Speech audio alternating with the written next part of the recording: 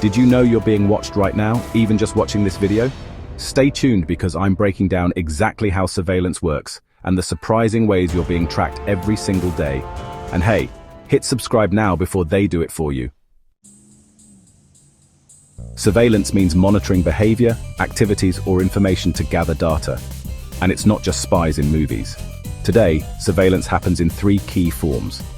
Physical surveillance cameras in stores, streets, and even your workplace constantly record movements. Digital surveillance. Every time you browse online, your data is tracked by your ISP, tech companies, and even governments. Think cookies, ad trackers, and app permissions. Mass surveillance. Governments use facial recognition, license plate readers, and cell tower triangulation to monitor large populations. Quick fact, London is one of the most surveilled cities with over 600,000 CCTV cameras.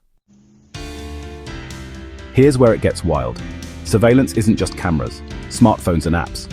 Your phone collects GPS location, contacts, voice data, even when apps run in the background. Ever talked about a product then saw an ad for it? That's data tracking in action. Social media platforms like Facebook and TikTok gather every click, like, and scroll to create a detailed profile of you, even when you're not logged in. Smart devices, your smart speaker, TV, even fridge, might collect data on your habits. Anything connected to the internet can be a data point. Public surveillance. Governments use drones, satellites, and AI facial recognition to monitor public spaces. China's system can identify citizens in real time. Stat drop. A 2021 report found the average American is captured by surveillance cameras 238 times per week. Alright, so while you can't fully escape surveillance, you can definitely reduce your exposure. Here's how. Use encrypted messaging apps like Signal or Telegram. They're pretty secure. Turn off location services when you don't need them. That one's important. Oh, and use a VPN to hide your internet activity. Cover your webcam and disable smart assistants when they're not in use, just to be safe.